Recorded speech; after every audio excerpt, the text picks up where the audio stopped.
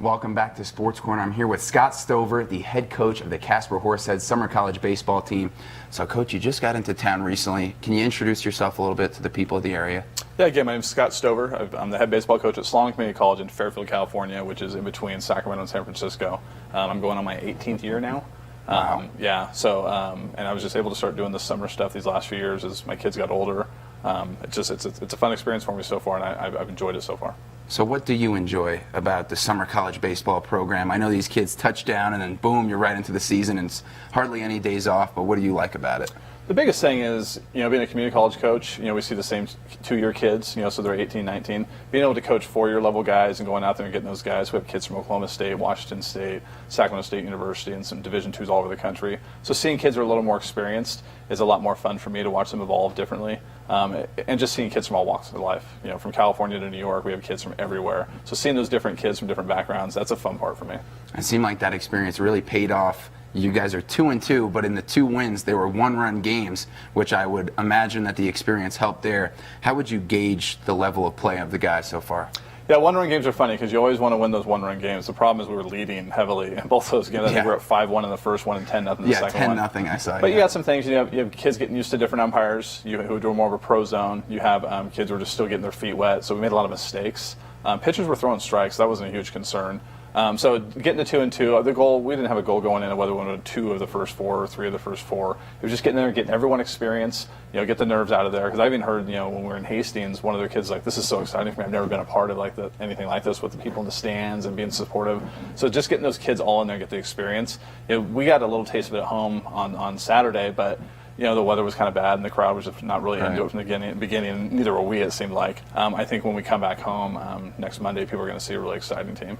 So what are some of the methods with you, obviously, as the leader of the team, and some of your speeches that you convey to the guys of how they get here and boom, they're right into the season and they got to mesh with these fellas from all around the country. So what are some of the messages that you give to them? The biggest thing we say is you can only control one thing in baseball, and that's hustle. You control your effort. So, when you put the ball in play, go as hard as you can. When you're a pitcher, if you give up a hit, make sure you back up a base. Being good teammates, picking each other up. Other than that, once the ball leaves your bat or your hand, it's out of your control. So we tell guys not to get so caught up in that, especially when you're playing 64 games in a year. Most of these guys are playing anywhere between 40 and 50 for college at most. So we want them to just make sure to don't worry about the things that are out of your control and just go out there and try to get better and evolve every day. But at the same time, have fun at summer baseball. Speaking of that hustle, you guys are really hustling all around the Rocky Mountain West area, headed to western Nebraska for 3 games, and then 7 games in a row starting Monday to Sunday right there at Mike Lansing Field in Casper. How do you keep going and going and going in a season that, like you said, is structured this way?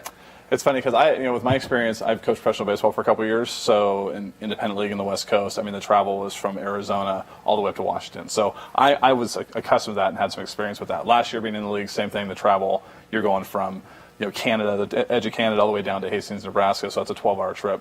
So with our guys, it was just, having the bus is great, so they can kind of really learn to get to know each other a little better. The trip wasn't that bad. It was 8 hours down, 8 hours back.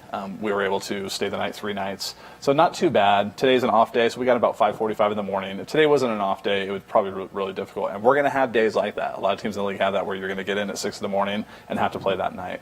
So it's just a matter of teaching these guys routines. Have a really good routine. Eat a certain way. On game days where you feel like you're more energetic, you're going to be lethargic, but just keep pushing hard and trying to play as hard as you can. And again, enjoy the experience. The bus rides, for the people who haven't done it, those are the biggest experiences. You get on the bus, you learn everything about these guys, all their idiosyncrasies, and that's the funnest part right now. Yeah, I remember that in high school sports. Those bus rides were huge team builders. And now, like we were saying, you got a week-long straight of games coming up starting Monday here in Casper. So if people haven't gotten a chance, only one chance they would have had on that Saturday to see the Horseheads, what should they expect as far as style of play from you guys? The first night, the day before we opened up, we only had 7 kids in town. So that was a little concerning. And we knew more were going to come because of school. A lot of them were still in school. And then opening night, we still only had 11, and then got to 14. So now we're like 18. We have 2 more kids coming today. So by the time Monday hits, we'll have most of our squad. So they're going to see a very strong team with some good pitching, good defensive guys who can swing the bat. But right now, they're just good kids. I haven't had any issue with one kid with a negative attitude or any problems in the hotel. So they're going to come out and they're going to see an exciting team who's going to run hard and play the game really hard, and they'd like to engage with the fans in a positive way. So they're going to have some fun with these guys. I know last year you got to experience Hastings, Nebraska as the coach of the Sodbusters. So far, what do you think of the Casper area, the people, the town, everything like that? I loved my experience in Hastings. Even going back, the last few days was really good. But when we got off the bus here in Casper for the first time last year, I said, this is where I want to be next year. I mean, I love just the scenery, the town. The park alone is the only minor league park. So there's so much history, and I knew some stuff about it with the Rockies organization being here because a friend of mine used to work in the organization, and my son was drafted by the organization years ago. So, I mean, this is a town I knew I wanted to be in. It's a lot more spread out. So, the first few days here, we got lost a few times. But it's really exciting. I like the fans last year, and even the first night, the fans were really engaged, and we had a couple bad innings. I'm excited to see what's going to happen when we start filling the park a little more, and they see an exciting game. I think we're going to see some real positive fan atmosphere. Well, Coach, we're happy to have you here in Casper, and best of luck to you for the rest of the season. That is Casper Horseheads head coach Scott Stover. We're happy to have him, and we'll be right back with some more Sports Corner.